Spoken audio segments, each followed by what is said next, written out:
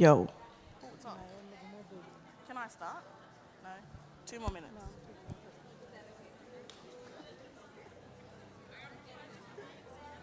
Lovely.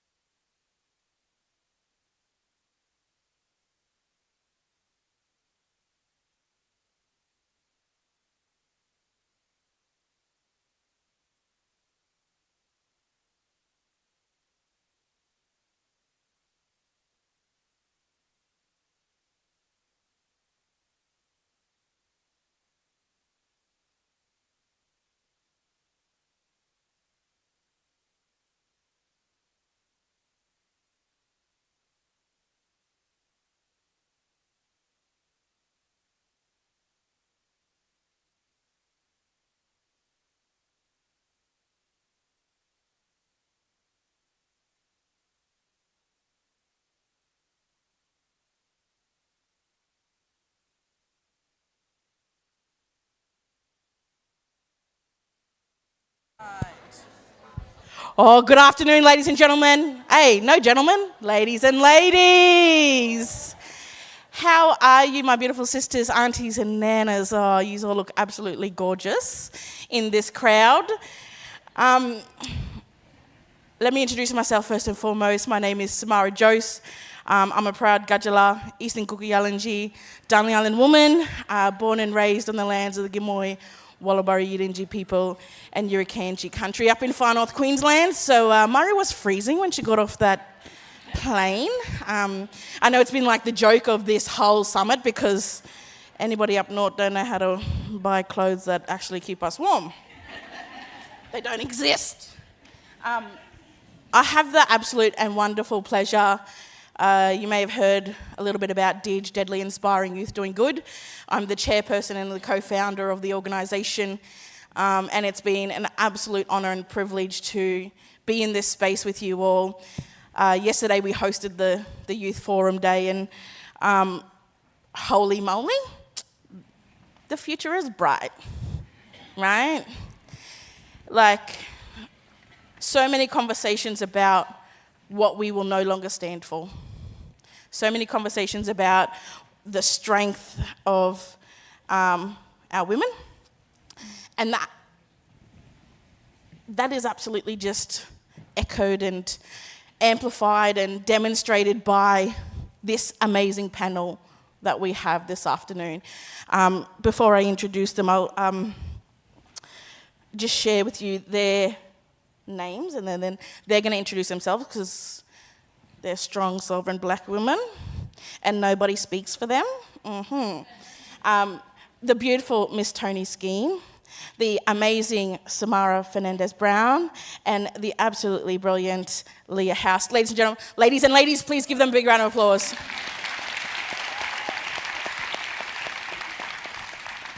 So to kick off this afternoon's session, can you introduce yourself? And we did this yesterday. We have 3 favourite questions that we have at DIG. And what's your name? Who your mob?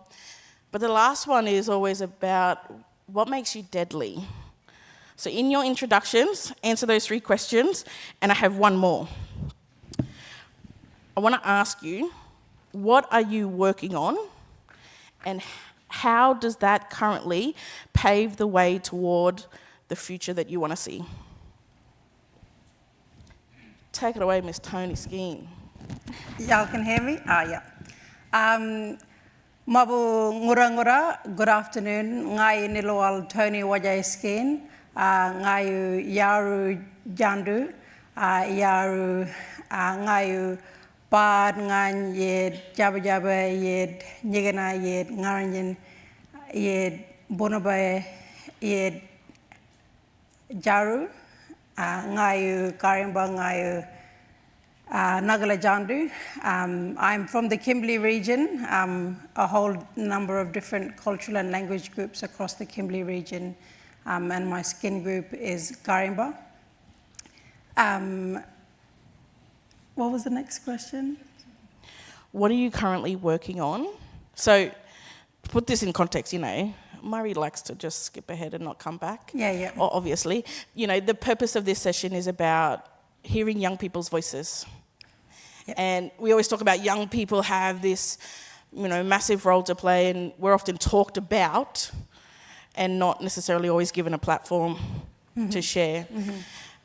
But we also have this thing for, young people are the future, right? And young people have a vision for the future. So the question is what are you currently working on? And what is it, how is that paving the way forward? Yeah, my life's responsibility has always been around succession planning. So, my life's work that I've been working on is around establishing a very clear governance structure for young people, so that there's this phrase of nothing about us without us. So young people, not only across the Kimberley region, but young people across Australia can advocate for themselves and by themselves. And by having a very clear governance structure in place allows young people to have their own voices to be heard, for their own voices to be heard, because where the problem lies, so does the solution. So the work that I've done my whole career of working in the last 10 years is around creating those processes and structures in place for young people to have their voices, that regardless of your socioeconomic background or the location that you are from, that your voice is heard.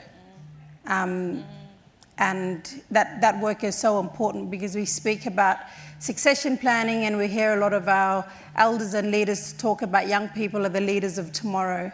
And so, the question is that, what are we all doing today for us to be that leader of tomorrow? And that's a part of the important work that I've had such privilege to lead and design. Yeah, thank you, Tony. That's powerful. I think such a big conversation, and one that's already happened today is this conversation around succession planning. And I think good to hear some work as things. And if you ever have any, need some help, some deadly young people, go and down for Tony. Samara, my namesake. Hey, if your name is Samara, you must be deadly. Just saying. Tell us a little bit about the work that you've been doing and where is it taking you? What's happening? Yeah, firstly, I'd like to acknowledge that we're on Ngunnawal and Ngambri country, and I just wanted to pay my respects to elders past, present and emerging. Also want to send the acknowledgement out to all your different mobs that are in the room today, and obviously I can't do anything without acknowledging my mob. I'm a very proud Warlpiri woman, and my family are from the remote communities of Yuendumu, Lajamano, Nyidby and Wallara in Central Australia, stretching up to the Northern Territory. And obviously we're here to acknowledge women, and I can't be here without all of the strong women that I have in my life that paved the way for me. The work that I do at the moment is with Black deaths in custody. I was sort of thrust into this space because I've unfortunately had a family member who's passed away, who was taken from us in 2019. And so it's an unexpected space to be in, but I sort of acknowledge that it is my position in my community and family to be in, to sort of be that spokesperson. And being in this space has moved me to now start working for the Dajua Foundation, which was founded by April Watson due to her mum's passing, Auntie Tanya Day in Victoria. It's a foundation that supports families that have experienced a Black death in custody and supports those families in navigating the space. But of course, it's always around what family wants, because different families want different things, and we're here to just facilitate that space and nurture and care for family best we can. But in terms of the work and sort of my goals in it is obviously first and foremost to stop black deaths in custody. And further, I think, like we've spoken about, to change the lens from this deficit-based lens and to looking towards a brighter future where we can focus more on those positive aspects around, relationship building, skill building, generational wealth, and sort of anything along that spec. Yeah, powerful. And so relevant in this space that, a lot of young people are put into positions, Our community, our leaders, our elders tap us on the shoulder. And a lot of that is where we're thrust into these positions where we have to stand up. And very much so what you've done in leading and supporting your family. Sis, thank you very much. Leah, who are you, sis? Who are you? My name is Leah. I'm Leah House. I'm a Ngambri Wiradjuri woman. I live and work and raise my sons here on my ancestors' country, and I acknowledge that it's a privilege to be able to have that connection to my country, because we do have a lot of mob across the continent that were that was denied and they were taken from their country. I guess everything I do comes from my own lived experiences. So I was raised by a single parent with substance abuse issues. I am a survivor of DV and sexual assault. And with that lived experience, I entered the community sector, and I work at the ACT Human Rights Commission with victims of crime. So I work with First Nations men, women and children that have been impacted by crime. And it's a space I'm really passionate about. I guess coming with that lived experience, it's a bit of a balancing act as well, knowing your triggers. But also through that, I also am on the working group for the Aboriginal 10 Embassy, and that's a space I'm really passionate about as well. I'm really passionate about taking up space, physical space. I think we talked about it yesterday, what makes us deadly, and something for me I said was that I'm brave because I do take up space in a lot of spaces that aren't designed for us, and I think I'm deadly because of that. And I also am the Vice President of the Black People's Union.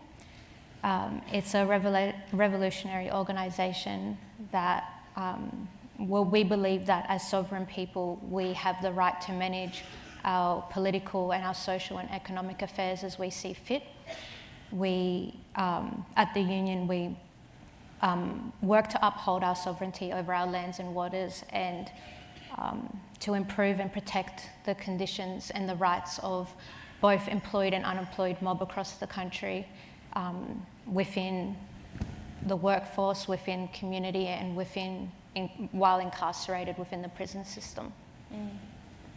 Powerful work. I think we've talked a lot about, over the last day and a half, about the diverse viewpoints and the recognition that we need so many different kinds of agitators and change makers in this space to do different kinds of things, right? Ultimately, it is about the betterment of our people, and the role that young people play in that space of agitation is key and vital in continuing on that fight. We talk about generational change. It's generational. Women like you who've drawn down from your elders, your aunties, to be able to lead this way and lead the work. I want to throw to you, Tony, first for this first question. From your perspective and experience, what is the unique role of young people in shaping what the future actually looks like? It's so incredible that, if you look at the statistics of young people, we are the largest growing population of young Aboriginal people, across all of our communities. And I think what's been the missing link into all of the work that's been going on is allowing young people to have a seat at that table, because the uniqueness of what we bring as young people is we bring our truth, we bring our reality, we are living the issues that society place on us. And the most unique thing that we can do is utilise and allow young people to have those seats at the table to talk about the things that matter and that are important to them. In particular, drawing back to the Kimberley Regional, we have had the 2 coronial inquiries which looked into the deaths of young people in the Kimberley who died by suicide, is that there were a number of recommendations that came out of that, and there was a very monumental moment for myself in my leadership journey in the Kimberley, and it was when back in 2016 there was a number of leaders from across the nation that met in Broome, and they came together to talk about the crisis of young people who were dying in the Kimberley. And with all due respect to every leader that was around the table, there was no young person in that room. And then so with my little agitating way, I fit myself into that room, and I was waiting for the right moment to be able to speak. And I said exactly that. I said that I acknowledged everybody and respect everybody that was in that room. And they spoke about the reasons why our young people were dying, what was happening, the money that needed to be invested. But what was missing was, the young people that were in that room. And so Nigel Scullion was the minister at that time. And so, I said, well, where are the young people? I said, young people are living, breathing and feeling this way. So it's up to the young people to talk about what's happening to them, what's happening to their peers, and how do we design and how do we ensure that suicide no longer becomes, an option or a choice for us as young people. And then what came out of that was funding being committed to hold the first ever gathering of Kimberley Aboriginal young people to talk exactly about that. And it was very strategic in the way that we met and we sat, because what we didn't want was another report on another shelf, of all the reports that have been sitting on these shelves. And what was really important was then we didn't even know as young people what a governance structure was or how do we have our voice to be heard. But what we started to do back then was draw up, well, how do we as young people speak for ourselves, but not only when the spotlight comes to us when there's a deficit in our community. How do we design the minimum standards of engagement when government come? When it comes to collaboration or co-design, when it comes to policy, how do you ensure that young people are sitting there and that are designing everything that's for them? Because, not after the fact, but here and now. And that's, the most important bit of work that is being done. And the most beautiful thing about this is that this can be replicated elsewhere, which is so exciting. It's really interesting. We talked a little bit yesterday about the idea and the role specifically of a young person when they have a seat at the table, right? We talked a little bit about it's a dual role, in one that they have to listen and they have to learn. We talk about governance structures and we've got to learn about those things, and you start a corporation or whatever it is and you don't know what that means. It's language that's foreign in the start, right? But there's also that other role around knowing what you want and the future, and that you actually are shaping the future as is being built. Do you agree? Or yes, and in the Kimberley region, we are guided by Kimberley cultural governance structure, and if anybody got the opportunity to sit down with the Kalak old women who spoke about the work that they're doing, and what just reminded me just again is the number one recommendation for their outcomes was around old people and young people working together. And that was their number one recommendation and priority, which came out of that, which is so important because organically our old people are sitting with us and around us in the Kimberley region. But just to re-go over that report and see that was a reminder again to how we, the work that we're doing and the importance of culture, because when we talk about governance structures and systems, is that it's going back to basic. It's not very philosophical. It's going back to, what's worked before and how do we embed those things again to go forward. Absolutely. Ladies and gentlemen, ladies, I don't know how far out. Gee whiz. Blimey Charlies.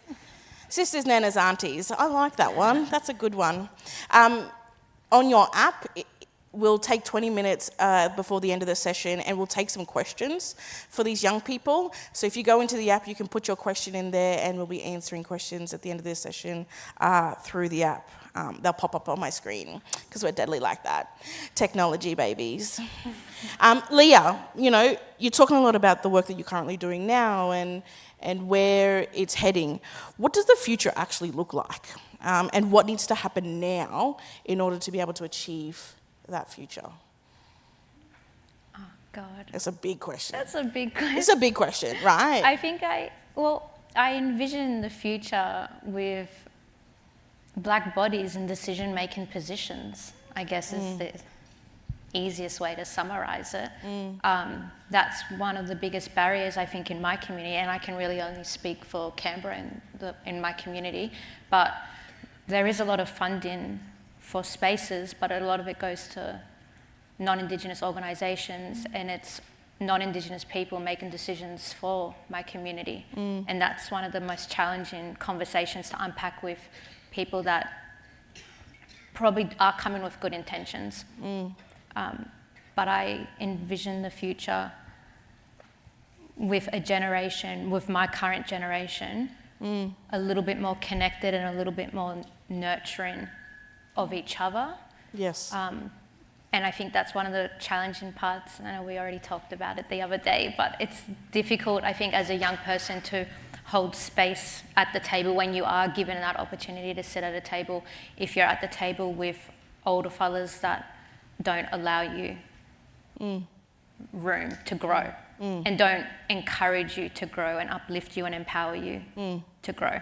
And I think for a lot of younger mob, it can be very intimidating to hold space at tables because, some of them older ones, like we are here on the backs of legends, on the shoulders of some of the greatest mob that we are so privileged to come from.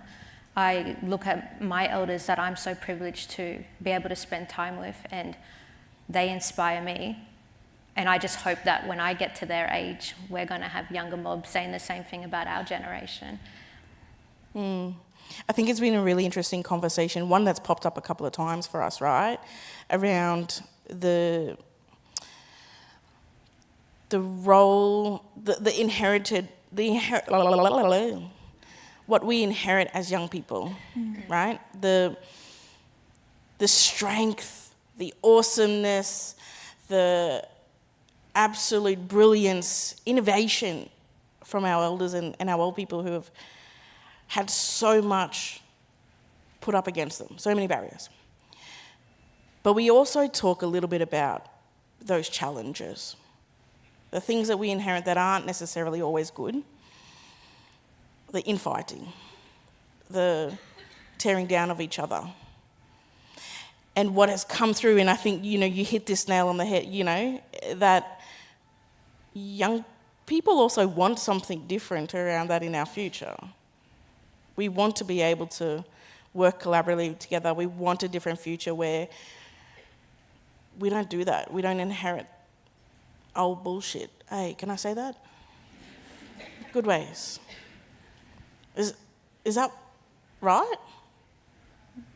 Oh, yeah. I know there's division in almost you're not going to find many communities across this continent without division. I think as long as we are divided and bickering amongst ourselves, I think that works to the government's advantage because we're too distracted fighting amongst ourselves. And I think that's sometimes it feels like that's how they want us to be, because as long as we're not united and working together, we're weak. But when we work together, when we come together and mobilise, and that's something I'm always... I'm not surprised by it. Like every time my community shows up, when we got a rally, when we got something going on, the way our power to mobilise, there's so much strength in that. It's so powerful. Absolutely. Thank you, sis. Samara, because you're deadly, you got the hard question. Oh. There are amazing, strong black women and leaders and elders in this room who are all looking at you right now. What is their role in empowering young people to exercise their agency? Right? Our elders, our leaders who have seats at the table, who have fought hard for those seats at the table, who design, deliver, do all those things. What is their role in making space? What is their role in empowering young people? What does it look like? I think just speaking more off of my experience, particularly with the murder trial and the coronial inquest for my cousin, how my elders have created space for me is given me the knowledge that I need, given me time to ask questions, but then also trusted me with sort of my expertise, I suppose, in the sense of, we've spoken and had a joke about how elders, they don't really like media or social media, for instance, and so having to teach, my grandmothers and grandfathers and elders in community that we live in a generation where we can weaponise social media for our advantage, how we can use it to, really drive our points across and put our narratives out there. We no longer need to accept the stereotypes that have been placed on us from these media aspects. We can take control. And so they have given me the opportunity to do that for us through the murder trial for Gummidge Walker, my cousin. There was so much negative media through the murder trial because there was a lot of gag orders. We couldn't talk about a lot of things, and so we had to adhere to those things. But coming into the inquest, it was my biggest goal is to make sure we were sharing our truth and our story, and humanising Gummidge and speaking about him as a loved one, as a community member, and as someone who's missed. And I think for my family and community, it was really hard to be vulnerable and to share our pain and our struggle, but they trusted me with that. And I think it's just ensuring that you're trusting your young people and you're respecting them as much as they respect you also.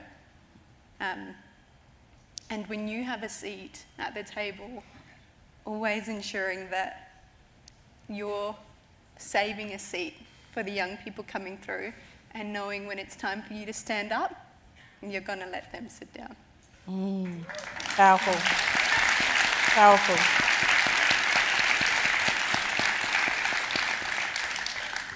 Sisters, I want to ask you all the same question. What are the lessons that you have learned as a young woman? What are the big questions and challenges that you have come across? So in all your battles, in all your challenges, and all the things that you've come up against, what's the lesson that you've learned from that?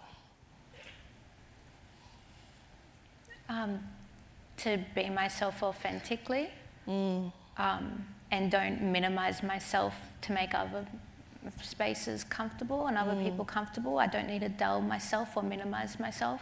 I know I'm sitting here kind of a bit reserved and my voice is shaking a bit, but just, not being scared to be yourself is what I've learned, because if you're just trying to please everyone else, you're just doing yourself a disservice. Absolutely. Totally. Loud and proud. Samara? I think having a goal, knowing what you're fighting for and knowing what it is you're aiming for, because if you don't have that, you're not moving anywhere, or you're moving a whole bunch of nowhere. So having that clear goal, knowing what this future you want looks like, what it feels like, and then being able to sort of like take inspiration and take knowledge for those who are already on that pathway. And, like looking at different mob that can support you along the way. Like, I think as women and as Black women, we do so much work in our communities, in our families, and sometimes we think we have to do it alone. But understanding that, we've got so much people that are supporting us, but just knowing where we want to give. And just on that, I just want to give a special shout out to Anya Pabucha, who's been on this journey with me along the whole way, and I could not have done it without her. Powerful. Thank you, sis. Knowing who I am, where I come from, and what I'm doing in life. So knowing my own why and not letting anybody else define what that is or how I do it. I've often been told that I'm too passionate, but I think, as I would share with everybody here in this room, it's not a matter of being too passionate or not. It's a matter of life and death for us. And it's what we do, and it's our innate responsibility. We wake up every day and we do this because it's a responsibility that we have. And so for me, it's around finding your tribe and loving them hard, knowing that there are always people that are standing with you. And there are going to be times where it is alone. But for me, it's been around being my own best friend and doing what needs to be done and knowing that it's right because of hearing your Leon, that that it's a very right thing to do. But I'm a very process-driven person, so I believe that if we follow the right process, that the outcomes will come. But knowing who you are, where you come from, and what you're about, and not letting anybody else decide or define what that is. Absolutely powerful. Ladies and sisters and aunties and nanas, such power in the words that they have shared so far. We're going to start to take some questions from the crowd. Our first question is from Chelsea. Feeling empowered and having the confidence to take up space is important. But once we have that, what are the skills that you think are important to negotiate change as a young person with governments or our current decision makers to ensure effective reform? Who want to take it? Paper, scissors, rock? Or I'll start. Yeah. I don't know if it's particularly a skill, but I think you need to be relentless in where you want to get to. Even for a lot of the things we're aiming for, they haven't been done before, or we're fighting against an uphill battle. We've got governments and systems that are there to oppress us and to not allow us to get where we want to. So I think it's just being relentless in that goal, in that quest to get where you want to. In my case, it's obviously to stop Black deaths in custody, and that's a hard battle. It's, we've had no accountability in that space. And I think for us, it's just being relentless, but like Sis was saying, in our truth and in who we are as individuals, and not even creating, but making sure we're putting the narrative that we are out there. But for me, I think it's just, in my fight personally and in my community's fight, it's being relentless on what we want and the change we want, but doing it with your whole heart, with yourself, like making sure that that you're not bending for anybody else, that you're talking about the things that you want to talk about, that you're getting those points across, and that you're just asking for those changes. Thank you, sis. Be relentless. Anyone? I think one of the most important things that we need to learn how to do is, understand what's been done before, so we're not reinventing the cycle. And it's really important that, often we do complain about government and about these structures and systems that are in place, but it's really important that a lot of our Aboriginal and Torres Strait Islander women have worked very senior in these positions and in these roles and in these systems. So I think it's really important in understanding, you know, how do we navigate through that, and what are the skills that we do need. So it's around then how are we providing opportunities for our young people, not at administration level. How do we have our next CEOs and our next policy makers, you know, and our next, you know, people in political positions, but it's aiming actually high, aiming for the stars around, you know, no matter who you are and where you come from, whatever you choose to do, you will become. And so it's around learning around, well, what are the roles that do we need in place to, you know, let's not bang on the door and say, let's have more money for funding for a program. You know, how do we have our own Indigenous women around designing what these policies look like? And so I think that's what we need to do, is we need to aim really big in to say that those are the positions that we want, and these are the women that we will have who will then fill those positions to ensure that we have effective reform here in our country. Solid. I was going to say the same thing, but slightly different, not as in-depth. God, you talk good. I was just going to say, like, knowing our history. I think it is a skill, and I think there's a lot of power in knowing our history. As a young person, there's a lot of power in it. If you understand where our elders have come from and what's been done, what's happened, you know, throughout the decades, when we can look back at, you know, the 60s, the referendum back then, or through up to the 90s, and the work people like Auntie Isabel Coe did that at the embassy, and then the years since with constitutional recognition and everything that's happened throughout the decades. If you can take the time and be patient and understand our history in its entirety, which I'm still in the process of doing, and I can be a little bit biased because I do spend a lot of time with some of them old radical black fellas, because it's just the space I was raised in. But understanding that history is powerful, and that's a skill, because a lot of mob don't. My earring just fell out. No one wants to sit there and take the time to understand where we've come from. It can be a little bit draining, because you're going to see a lot of failures. You're going to see where a lot of things went wrong, and you're going to see a lot of spaces where our mob were taken advantage of and their trust was misused. So you've got to have thick skin to sit down and understand that history. Understanding our history so you're not repeating those same mistakes, that's a skill, because when you do sit at that table with them non-Indigenous organisations and with government, and you can see behaviours being repeated that you know them older fellas have already lived through, they've been there, done that. Yeah. When you got an understanding of that, that's powerful, and that's a skill. Yeah, we've all had, I'm sure, those experiences where we're having those yarns and debriefing with our elders and they say, Bub, that shit's still happening. Yeah. What the hell, you know?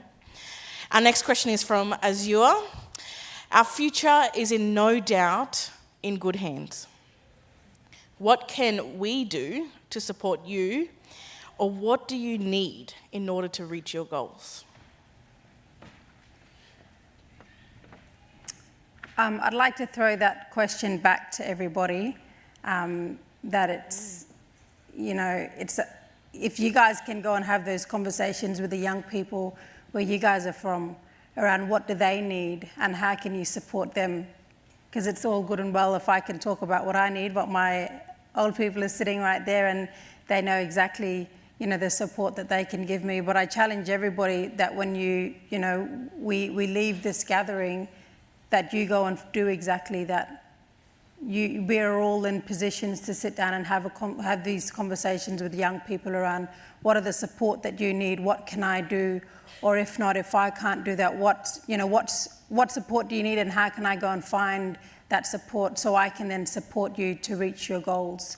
So I really would like to challenge you guys all to go back and speak to your own young people in your own communities and towns around what are the support that do those young people need for them to make the changes within their own communities. Powerful. Anyone else? Samara, different perspective? Yeah, sure. So with the support that we need, you know, that changes from what we're doing in our campaigns. So at the moment, we've still got 2 weeks left of my cousin's coronial inquest. And after that, we'll start rigorously campaigning for the different things we'll be asking for. And so when those recommendations and when our campaigning begins, I think I'll just, want everybody to amplify our voices, what we're asking for. There's simple ways you can follow us on Instagram, you can follow us on Facebook at Justice for Walker, and just amplify our voices.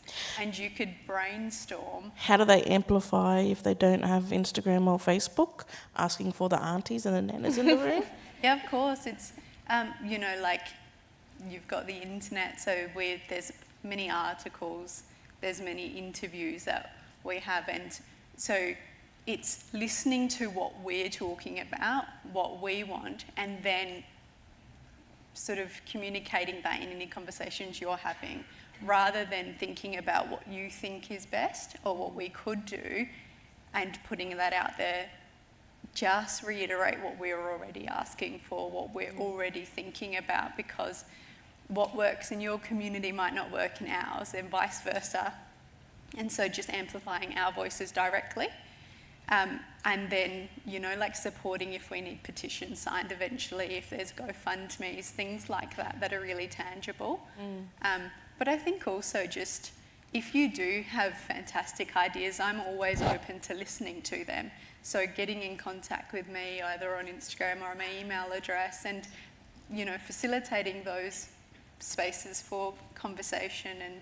And maybe if you are an elder, think about where you were at when you were 25 and what you could have benefited from, what support you would have loved to have at that time, and maybe just offering it to some young people in these spaces. Beautiful. Do we have any more questions on our app? Transition. What is something you wish you were told when you were younger by somebody older? Be that a mother, an auntie, or a sister. Go, Leah. Drop the mic. Bong. From Hannah. Hannah, great question. I don't know. What's something I wish I was told? I don't know. Imagine yourself as like a little fresh 18-year-old. Oh. I had 2 kids then. Oh, well. Dang.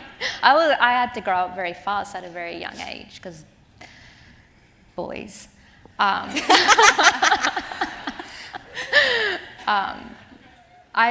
do wish I slowed down a little bit. I wish I wasn't in such a rush to grow up.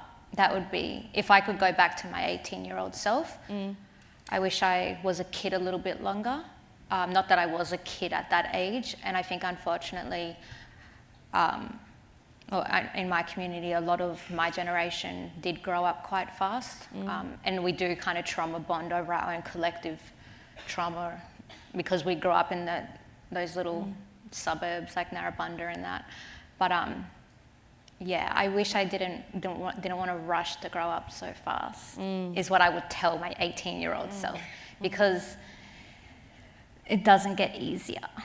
No, it gets harder. It does get harder. Yes. But you know what? You find some good, solid people along the way that have your back. And when you got a good little support network around you, you're unstoppable. Totally. So allow space for that. Like, stop thinking you got it all on your own. Allow people in and build a good support network around you, because once you got good supports and a good network and you're strengthening your community, like, that's powerful. Totally. Tony? I've always done my own thing anyways. I've always done what I thought was true or right to do. But one of the things that just made me quickly reflect on is that one of the things that my mum taught me was to always be grateful. And so we were always grateful. And then I said, what if I want to be grateful for bigger and better things? And she said, well, then you go and speak to that person who's done it before, because they'll then show you what to do. And so I'm very grateful to be able to be shared and told that, like, if you want something, go and get it. If you want to know how to do it, ask, or just do it anyways.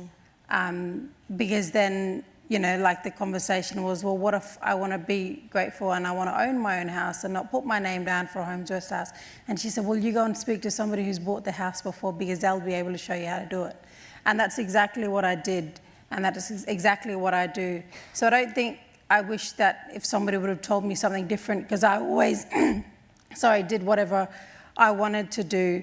But in exactly that is that I think we need it to be reminded that it's been done before, whatever the challenges that we face in life. But to reach out for that support, because it's been done before. Yeah. Absolutely. Samara?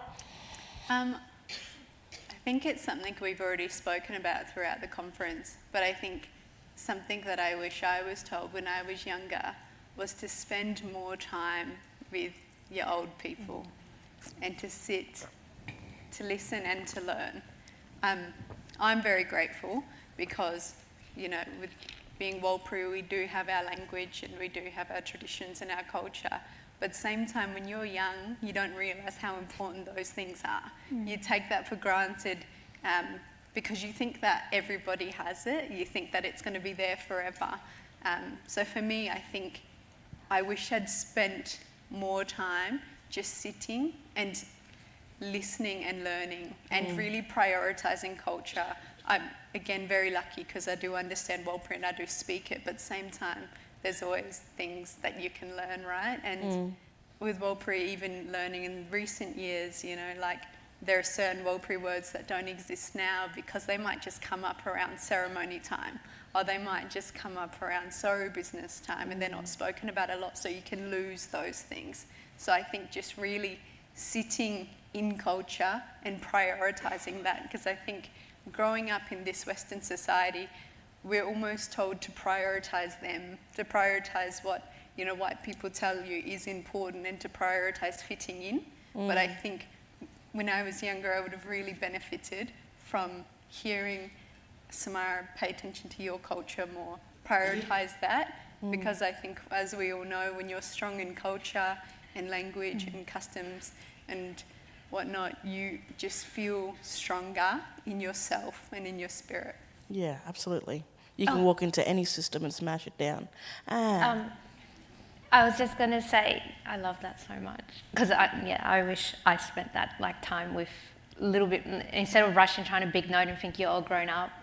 I wish I didn't do that. But something I wish I did hear was that you're going to make mistakes. And I think when you are younger, working in the sector, you're going to make a mistake. It's inevitable. You're going to mess up.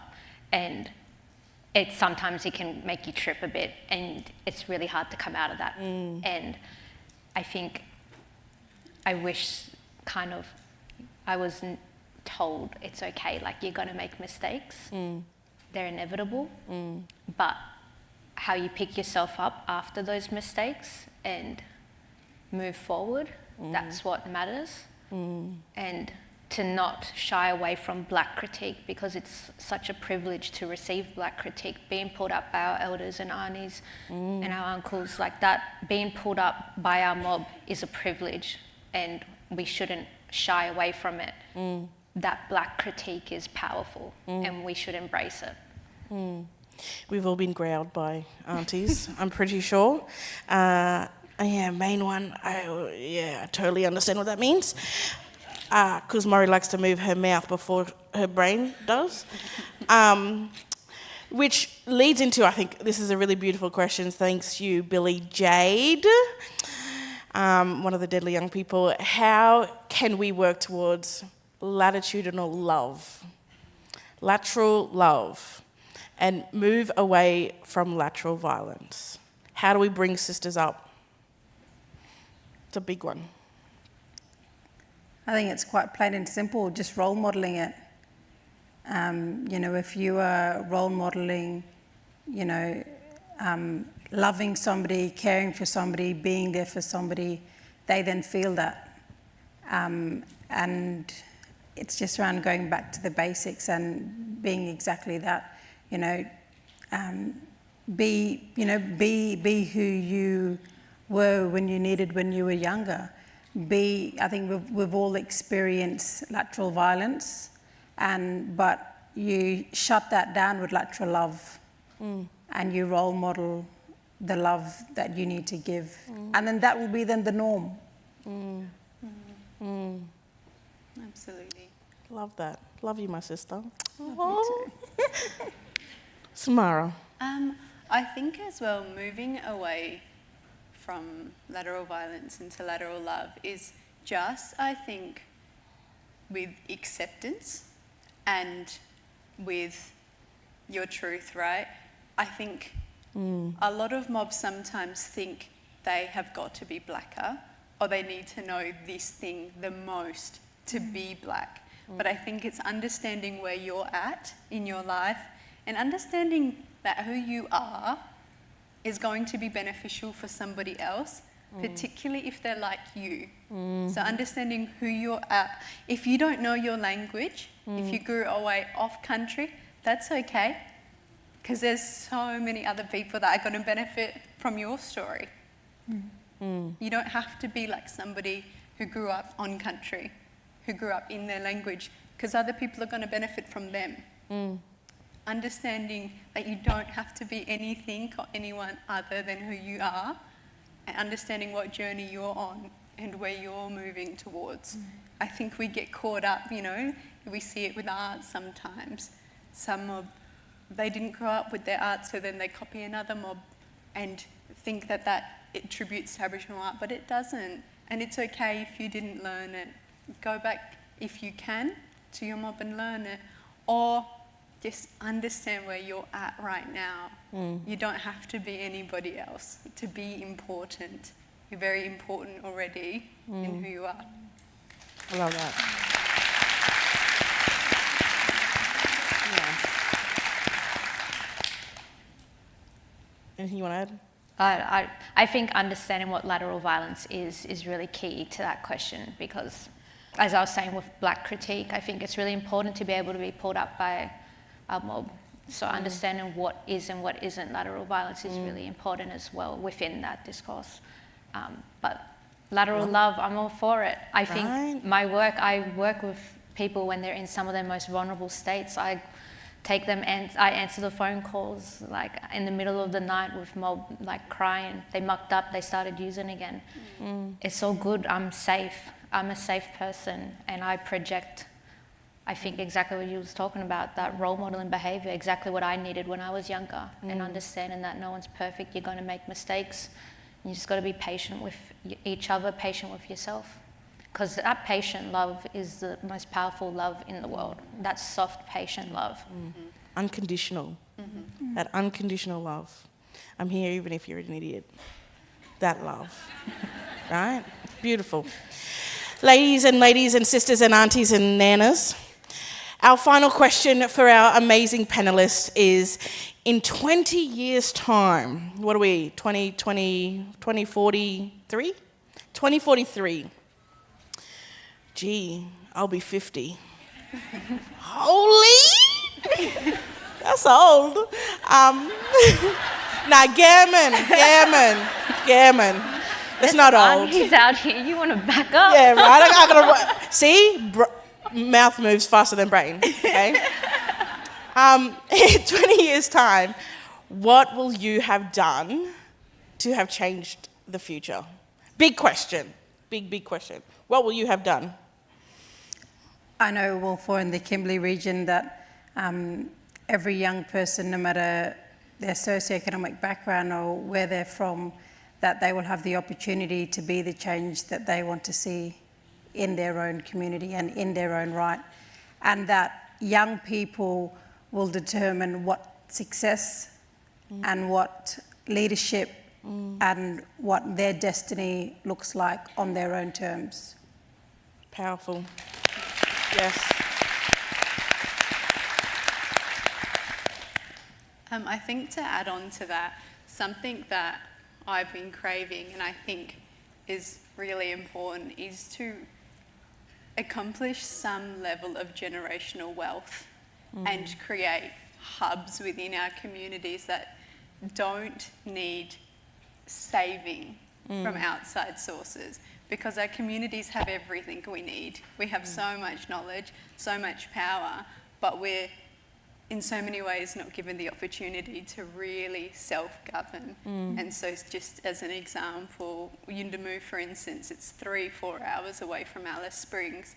So just to get a plumber could take anywhere from a week to months, because you're paying a fee which is like $1,000 before the plumber does anything in your community. Who's stopping us from having plumbers in our communities, from having electricians in our communities, and having everybody in our community have a role to help an ecosystem that isn't governed off of outside support and saving? So I think for me, it's creating those ecosystems of, you know, self-governance, but also to move away from deficit-based goals and approaches and to look towards the future in a way where healing and being healed is the norm. And it's no longer about healing, but more so about maintaining our well-being. We're all going to go through grief, we're all going to go through stress, but having the toolkit and having the power to be able to move through that with grace, and understanding that they're going to just be pitfalls, but not states of existence anymore. Do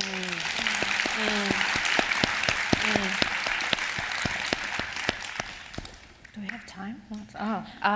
Don't worry about the timer. Go. I don't know. In 20 years' time, I guess it's not as big as you fellas, but I will hopefully have raised 2 sons that are decent human beings and release them into the world. Big. That is big, sister. And also, in 20 years' time, I know I'll be able to look back and know that I was a part of spaces that didn't settle for anything less than what we deserve. Yes. Solid.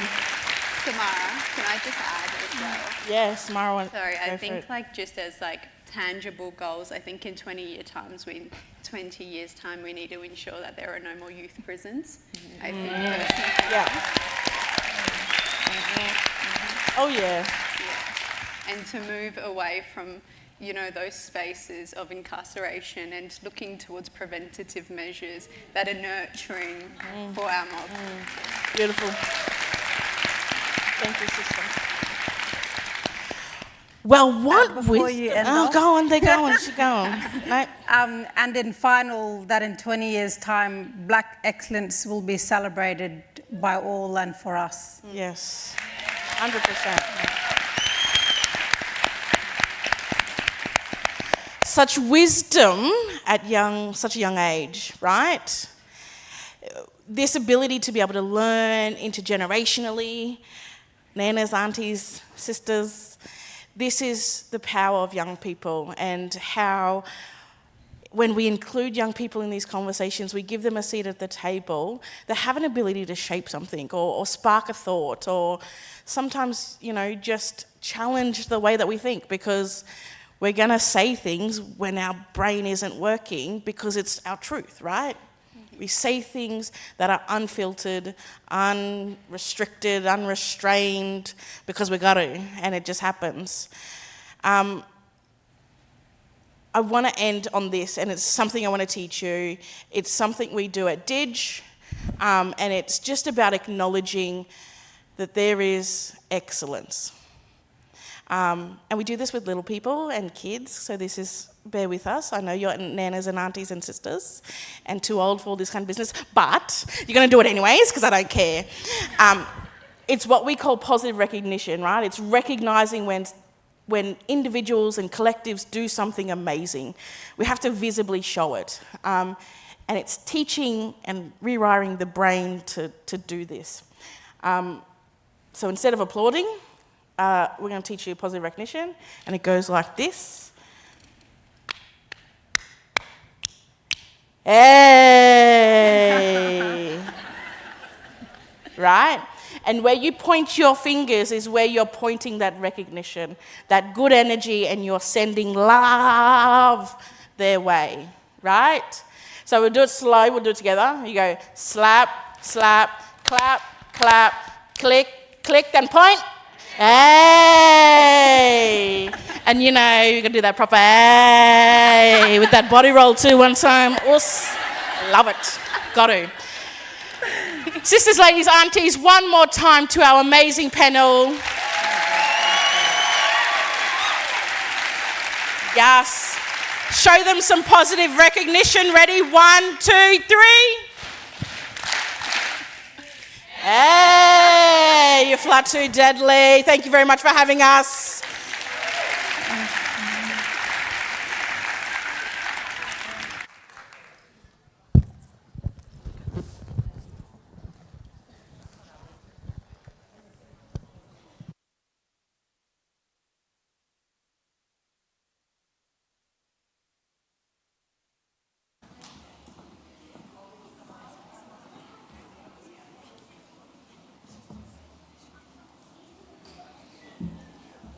All right, here we are on the home stretch, but how good was that?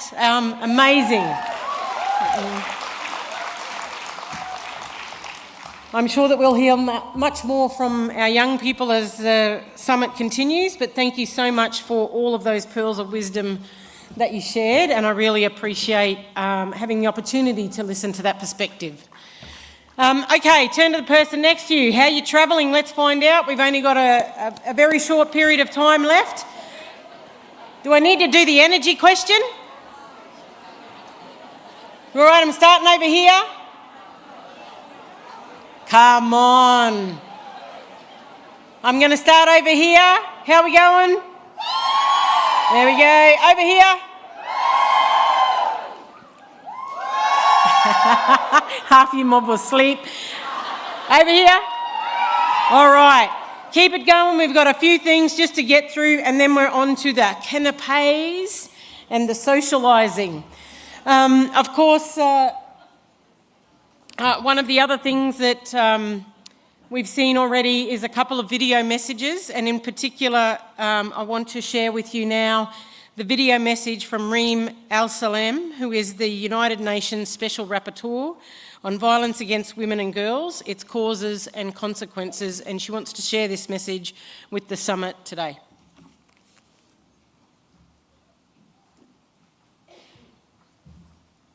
Girls of First Nations participating in the Wiyi Yani U Thangani Summit. Dear Mrs. June Oscar, Aboriginal and Torres Strait Islander Social Justice Commissioner, members of the Australian Human Rights Commission and other participants in this meeting. It's both a pleasure and a privilege to be able to address you today, and I would like to sincerely congratulate you on this extraordinary achievement of holding this kind of summit for the first time.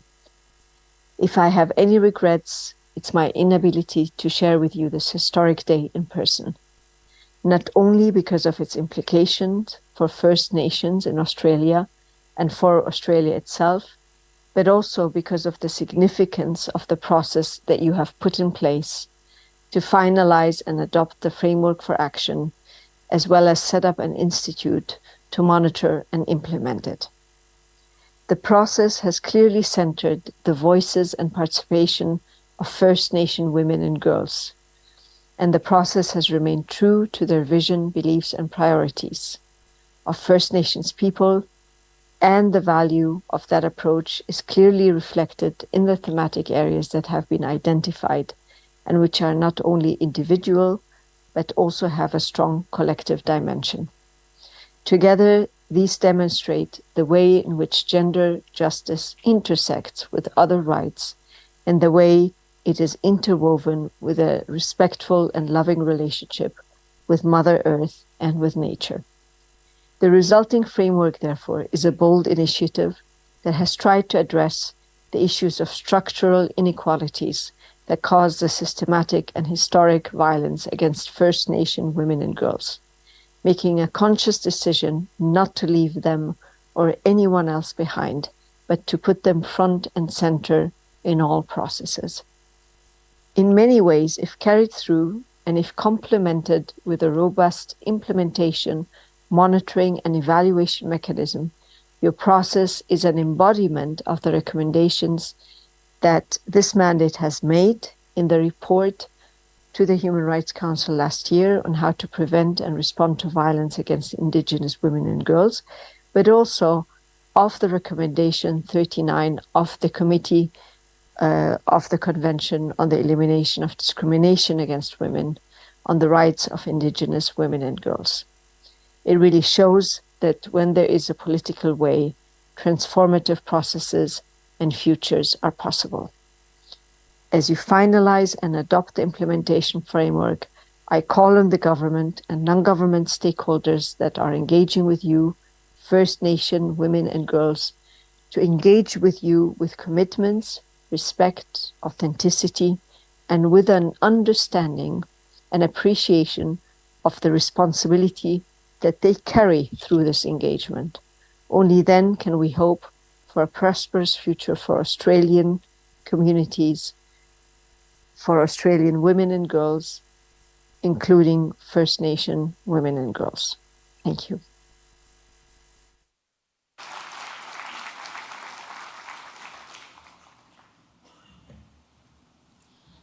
Thank you very much for that, and I do want to acknowledge the time that it took to coordinate all of those video messages, and I'm sure that June will respond accordingly to them to thank them very much for the contribution thus far. Okay, here we are now, the very last thing, or the formal thing on the program today, as I want to acknowledge that many people have travelled long distances to be here, and I mentioned this morning that we have a group of sisters who have travelled for almost 2 days to be here, and I think it is absolutely fitting that they're really tired, but their energy is next level, and they are the most appropriate way for us to close out today's formal part of the program.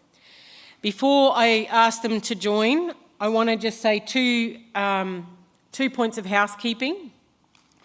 That following straight on from this, IBA will be providing canapes out in the foyer, and so you can make your way, once the dances have finished, that will be the conclusion, and you can make your way through. And the other thing is just to remind you that things are changing a little bit on the program, so the app is the best way that you will find out the most up-to-date information, so make sure that you continue to do that. I want you now to, a big round of applause, get up, stand up, do whatever you need to do to welcome our deadly sisters, the Saibai Island Dance Group.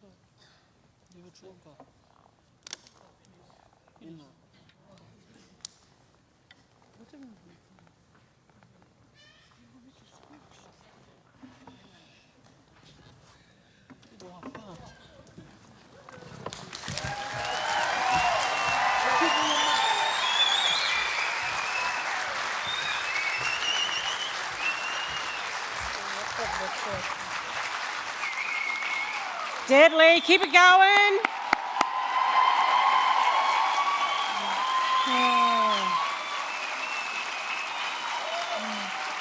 Big eso. Thank you, everybody. That concludes the formalities of the program today. Can I also just make a quick reminder that there is the screening of Giacomo at 6 p.m. in this room as well. So enjoy your evening, everybody. Get rest because there's another big day coming.